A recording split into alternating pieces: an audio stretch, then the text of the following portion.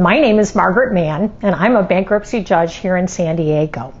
I'm here to speak with you today about becoming financially independent. Let's get started. All right, we call this the road to financial independence because in so many ways, it's like planning a trip. When you're planning a trip, you have lots of ways to figure out how to get there. You can go the scenic way, you can go the fast way, and you can go the ugly way. It's up to you. But the first thing you need to know is, where are you going? The road to financial independence is quite similar. To manage your money in a way that you can pay for all the things you need and buy some of the things you want without adding too much frustration or stress to your life. And of course, there's more than one way to get to this destination, and people will choose different routes at different times. That's all okay. But there are three important aspects on the road to financial independence. Let's start with budgeting. Some people think that's a bad word. It sounds restrictive and kind of confining and like it takes all the fun out of life. But it's actually something that can help you live happier. It's just a map that lets you figure out how the money you have compares with the money you want to spend. It's this simple. Income is money coming in. Expenses is money going out. That's all it is. Now, income, you all understand. You're in high school, so you probably get money maybe from a job, maybe from an allowance. You get a certain amount of money every month regularly, and then sometimes you just get lucky from your grandma. But you have expenses. Expenses are things that you need just to live, like lunch, and then there's your future needs, and then there's stuff you really, really want. On your current needs, let's just pick lunch as an example, one of my favorite times. You might pack, that's pretty cheap. You might buy, and you might poach some stale cookies off your friend. But whatever you're going to do, you're going to have to eat lunch every day, and the cost is pretty much the same every month. And that's a good example of a fixed expense you really need to make sure you've budgeted for. Those are your current needs. So what are your future needs?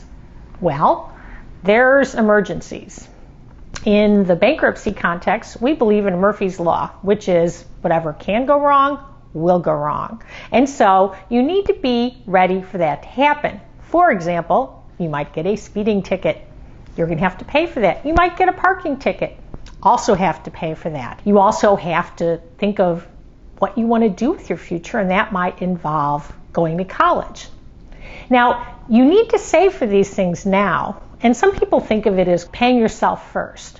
That the first thing you do is set aside money for your future so it's there when you need it before you spend money on other things. So we all spend money on things we don't need to survive but make life more enjoyable. I personally like chocolate. But everybody has other things. You know, maybe you just have to have a Frappuccino. Maybe you just love music. Maybe you're a really nice person and you want to make sure you donate to charity or church. But whatever it is, if you try to live a life without ever taking into account what it is you want, frankly, you're just never probably going to pull it off. So you might as well just budget for it and make sure you've got something set aside for the things that are important. Just make sure that you've got enough left to deal with your current and your future needs first. This is the part where a lot of people fall down that I see in my court, is that they all know money's coming in and they all know money's going out. But they don't really know what's in those different categories. So what you really need to do is you need to write it down.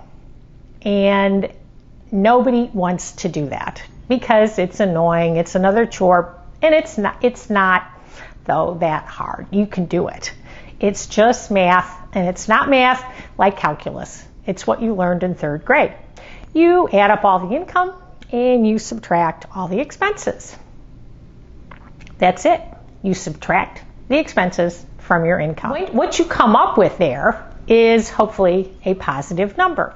If not, not only will you not be able to even pay for lunch and you'll be reduced to poaching again off your friends, but you could end up in a few years ending up in bankruptcy. There are lots of ways to actually budget. So you write it down on paper. That's what I do. Other people use a spreadsheet. You techie people will do that. Or they even have some wonderful apps out there. There's one that I know of called Mint, which will do this all for you. And people who are really old school just put their money in different envelopes. The point is, there isn't a right or a wrong way to manage your money and your budget. The important thing is that you're paying attention, you know where you want to go, and you have a map to get you there. If you do that, you will have a life that's as free from stress as you could possibly manage. Your budget is the map that'll get you there. This brings us back to the road to financial independence. If you budget and don't spend more than you earn, your route is pretty simple. But the reality is people often either need to or just are forced to borrow money to meet their expenses. And when you do that, it makes your route longer and possibly uglier too. But the important thing to note is that not all borrowing is bad. I don't know hardly anyone that's able to buy a house or even a car without borrowing money. There's two kinds of borrowing, one that moves you closer to financial independence and the kind that ends up being a very painful detour. So let's start with the kind of borrowing you want to avoid. One of them, the obvious one that gets people into trouble all the time, are credit cards. Every time you use a credit card, you are borrowing money and going into debt. People don't think of it that way. You've probably heard people say credit cards aren't real money. And the answer to that is, you're right, they're not real money, they're worse. Every time you use a credit card, you're borrowing money and going into debt. What happens when you apply for a credit card? You're asking someone to lend you a certain amount of money so you can use whatever you want. And the amount that they're willing to lend is called your credit limit. And you enter into a contract with a lender that says you will pay it back. By law, credit card agreements need to be available to the public, and they also have to explain under what circumstances you will pay fees and interest you will pay when you borrow. They have to put these online with the Consumer Financial Protection Bureau, that is the CFPB. They're always there. So go to the website and make sure you understand what agreement you've entered into when you take out a credit card, or ask someone to help you. The important thing is, don't agree to anything you don't understand. The people who get into trouble are the people who don't ask questions when they don't understand things, and that isn't a smart way to be. The way credit card companies make money is from their fees and interest. So here's some of the fees that can be charged. The first one is they charge you for just opening the account and keeping it open, even if you don't use it. The second one is being late when you make your minimum monthly payment. Now, you might think that's easy. All you got to do is make your payment on a certain day of the month every month, and you're fine. Not true. What some of the credit card companies have been doing is changing the due date. And so if they say the payment's going to be due on the 25th of the month, and you just make it like you usually do by the 1st of the month, you're late and you get a fee. Not good. The third way is that you spend more than is allowed by your credit limit. They'll charge a fee for that. If the check you write or the automatic debit you use to pay off the credit card balance, if it bounces, there's another fee. And then people transfer one account balance to the other account, and you use a new credit card, there's a transfer fee, and then there's withdrawing cash instead of using your card to make a purchase. This is some of the most expensive money that's there. So if you get one of those fake checks in the mail and say, we will lend you a large sum of money, just sign here, be aware that you could be borrowing some really, really expensive money. Now, the fees aren't all they're going to charge. Credit cards typically charge interest on any unpaid balance. and any new charges will accrue the interest until the whole balance is paid. This is one of the main ways that people can be detoured from achieving their financial independence by credit card debt. Now, the good news is if you pay your credit card in full every month, you won't pay interest. And in fact, all you'll pay is the annual fee. Think about it. If you do that, you're actually borrowing money from the credit card company. In other words, I get to buy my chocolate now, but I don't have to pay for it for a month. Fabulous. Basically, I got to use my money for something else during the month and maybe even made some interest on it myself. Credit card companies hate that. When you do that, they don't make a lot of money off you. That's when you're using your credit wisely and you get to your financial independence goals more quickly. So if there's one thing you take away from this, pay your credit card in full every month. You either need to put it on your calendar or just pay it when the bill comes, whichever's first. All right, now the bad news, interest can be a killer because it compounds. What does that mean? It means that if you get charged interest one month and you don't pay it, that interest will bear interest and so on and so forth. To give you an idea of how compounding can really be a problem, I like to use the example of the following question. 1, you get a choice, and I'm making this up, don't come try to collect. You get a penny today, and it doubles every day for 30 days. Or you get $10 million. What do you want? Most people would think, I want the $10 million. But you actually make more money with the penny because it doubles every day. And so the doubled amount becomes a quadruple amount. It grows infinitely. So what you need to do is you really need to make sure you don't let that interest accrue. In my court, I see a lot of people who borrowed maybe $5,000 and they end up owing $20 when you add in the interest.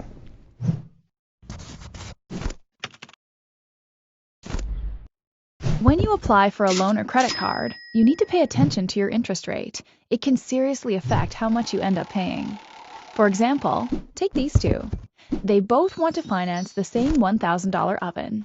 This gal has good credit, so the store gives her a 10% APR or annual percentage rate, which means she'll pay 10% interest on the oven per year until it's paid off.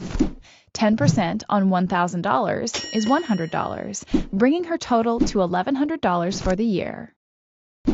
She sets up a 1-year plan, pays $91.67 a month, and she's done. This guy, on the other hand, doesn't have good credit, so the store gives him a 25% APR. That's an extra $250 per year added to the oven. He can pay it off in 1 year with a monthly payment of $104.17 or 2 years with a monthly payment of $62.50. He goes with the lower payment because he thinks he's saving money, but in the end, he actually pays more. Why? Because it's a 25% interest rate per year, so he ends up paying an extra $250 on the oven the first year and an extra $250 the second year, bringing his grand total to $1,500. $1,500! That's $400 more than she paid for the same oven, and $250 more than he would have paid if he went for the 1-year plan. So, what's the lesson? 1, credit affects your interest rate, and your interest rates can seriously impact your total cost. The good news is, all lenders are required to show you the interest rate and even the total amount to repay in some cases before you're approved. So do your research first and find the best one. And 2, don't be tempted by low monthly payments. Instead, look at the interest rate, the amount you're borrowing, and how long it will take you to pay it off, because that's where you'll find the true cost of credit.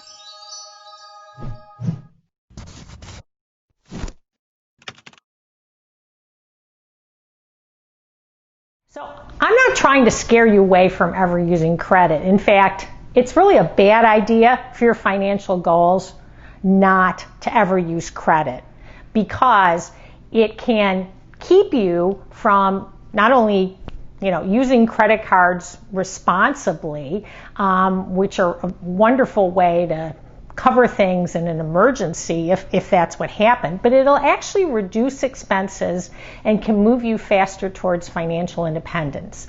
If that sounds kind of contradictory, let me explain. This has to do with what happens when you open a credit card or a loan. The way it works is that the lender tells a credit bureau about the account you have with them. They'll report the type of account, the date you opened it, the credit limit or loan amount, the current account balance, and your payment histories. They also collect all sorts of information about you, including name, address, social security number, birth date, and your credit history every time you apply for a credit card and loan, and if you've gotten into trouble, information from collection agencies and courts on that kind of debt-related activity. The credit bureaus put all this information together. They use it to form your credit report, and then they take the credit report to calculate your credit score. Most people have heard of the FICO score. So the credit bureaus are Equifax and Experian and TransUnion. They all do similar things. They all will each independently calculate your FICO score and provide a credit report. What they do and the way they make their money is that they take your credit report and your score, and they sell them to companies who need to make decisions about you, typically lending decisions. Now, credit scores range from 300 to 850, and they're calculated from the credit data in your credit report. There's 5 categories of metrics that are used, and typically it's weighted roughly along these lines. Payment history, 35%, amounts owed, 30%, length of history, 15%, new credit, 10%, and credit mix, 10%. So the big two, of course, are payment history and amounts owed. So if you go back to what we were talking about important things to do on the road to financial recovery, we said pay on time and pay every month the full balance. That's payment history. Amounts owed, you don't want to make sure you borrow more than you actually need to use for something that fits within your needs, whether they're current or future. So we don't have to get into this much detail, that's more than that, but it does hopefully emphasize what I said about paying your credit card bill in full every month, and also the importance of just having one. Not surprisingly, if you pay late and you carry balances close to your credit limits, your score is going to go down. On the other hand, establishing a good track record of on-time payments and keeping your balances below your credit limit will raise your score. This is really important, as you saw from the video. Having good credit really helps you get a lower interest rate, and you can buy things for a lot cheaper. And when it's a car or house that you need, that's really important. Now, in general, negative information stays on your credit report for 7 years, so you don't want to make a mistake that will stay there for a long time. That said, sometimes, Murphy's Law, mistakes are made, and if they're made by the credit bureau, you can fix them. In fact, there are forms that'll help you do that you can get online. The other potential consequences of credit, when you take on more debt than you can afford to repay or pay back on time. If you really ruin your credit, you can be unable to get future credit cards, car loans, house loans, or you'll get them, but they'll be really, really expensive. They can also call your employer and what they call garnish your wages. Takes your money before you can even get it. And if it's a student loan that we're going to get to, they can have your tax refunds sent to them instead of you. So you can imagine the chaos that does to your budget. At the end of the day, I'm sure everybody's heard of bankruptcy, but that's what I do every day, is try to help people who have, and actually it's primarily because of bad luck than bad credit decisions. They go through a legal process to say, can't do it anymore, and nobody does it other than as a last resort. People struggle with their debts that they can't pay for as much as 3 years, and it's often the result of things like a job loss, some sort of family crisis, or a healthcare concern. But it does have a long-term impact on your credit for years, and it's something that you want to avoid, but if it's what you need, it will help you get a fresh start. So let's go back to the road to financial independence. Using debt, including credit cards, can move you forward, but if you borrow more than you can pay back, miss payments, or make other mistakes, you can end up taking a longer time, personally and financially, to get to independence. Now, there's another thing, given that you guys are all in high school, that you need to consider, and that is, what are you going to do when you get out of high school? You can increase your income if what you've done is invest in yourself by either a trade school or community college or even a college degree. And if a college degree is what's in your future, you have to sit down and ask yourself, how am I going to pay for it, and is it worth it? If you do need to pay for college, you have to do certain things to try to make it work for you financially. The first one in this order is, can you minimize cost? Can you live at home? Can you find a cheaper school with the same major? I went to a state school and I lived at home during the summer and saved rent. The other thing I did is I graduated in 3 years, so I only had 3 years of tuition to pay instead of 4. Second, work and save money now if you can. Open a savings account at a bank or credit union, and that actually would help you get a credit card. There are lots of jobs that you can do either for the school, or I did all sorts of things, including working in a hot dog stand, but it does help you get some spending money that will limit the amount of money you have to borrow. Third, maximize grants and scholarships. This is free money that you don't need to pay back, and you would be amazed at what you can find in terms of scholarships and grants. You just have to be very good at going online and looking for them, but they are out there. Fourth, select loans carefully to bridge the gap. And once again, if I'm starting to sound like a broken record, don't borrow anything more than you actually need. Student loans should be your last resort for a whole host of reasons. It used to be, or for people that are not gonna get to their financial destination anytime soon, that people would take out loans and consider them fun money. And some lenders will try to sell student loans like they're free money. They're not. You need to pay them back. If you can't pay them back, they'll make more money on you than if you do. So don't use them for your wants. Use them for only things you really need, like tuition, room and board, fees, and supplies. You also need to make sure that you're making a good investment. When you graduate, the total amount you've borrowed shouldn't be more than the salary you expect to earn during your first year of work. That's important.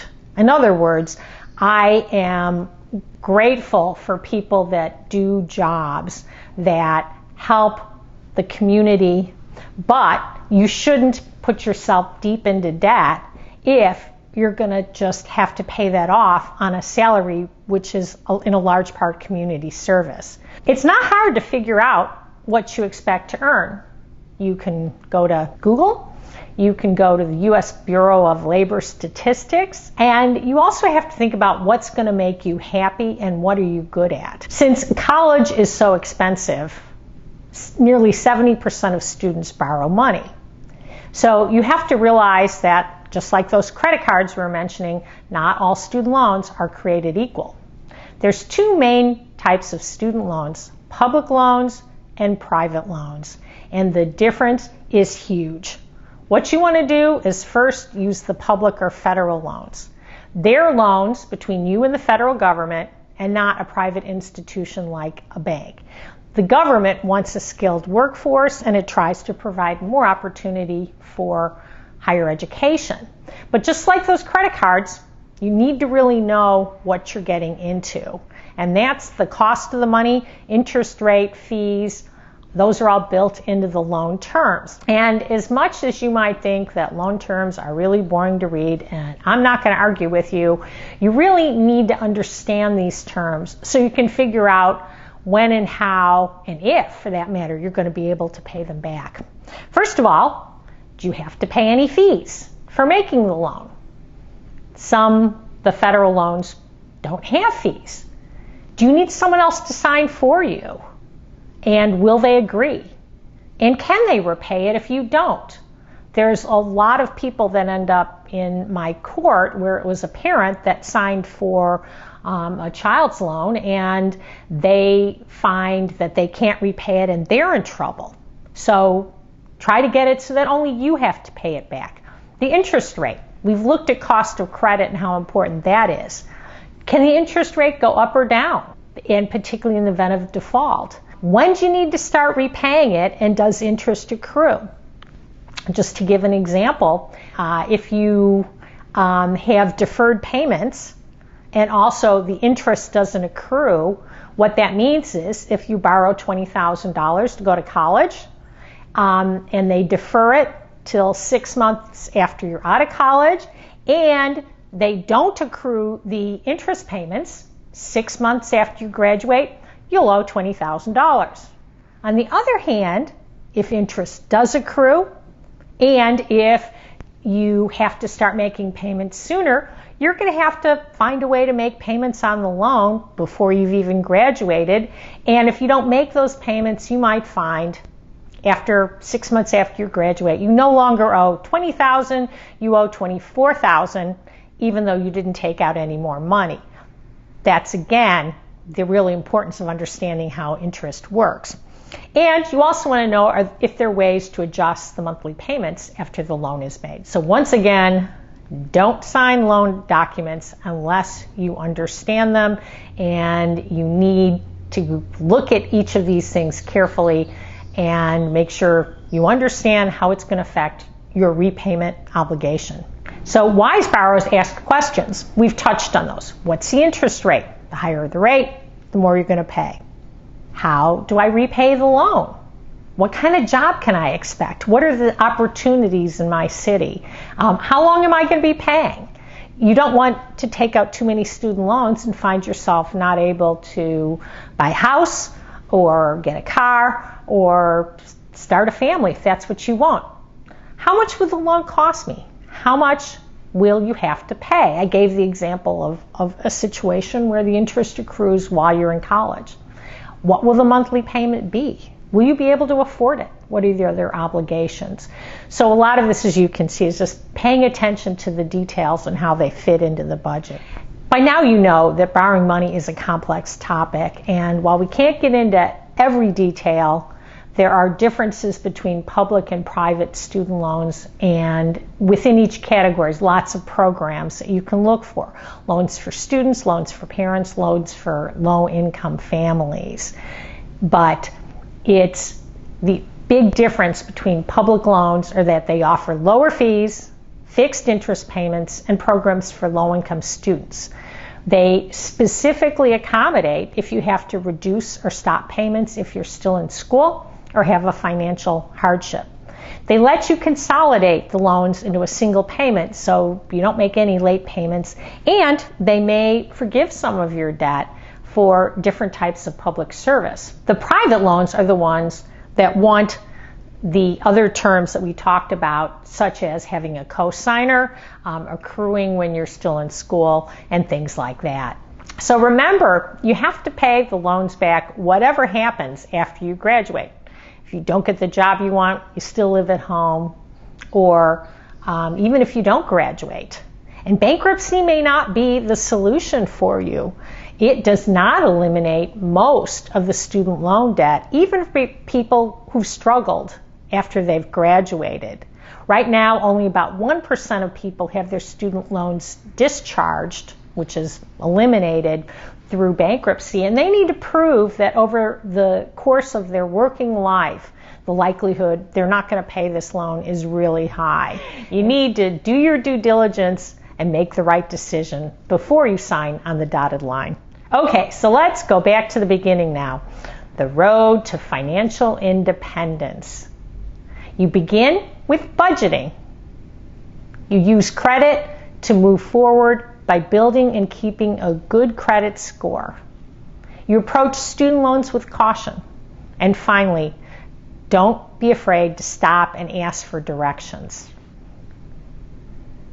Thanks for your time and attention. I like being here to talk with you today. It's a great break from my normal routine. Thanks, and good luck with everything you do. You're going to be great. Thank you.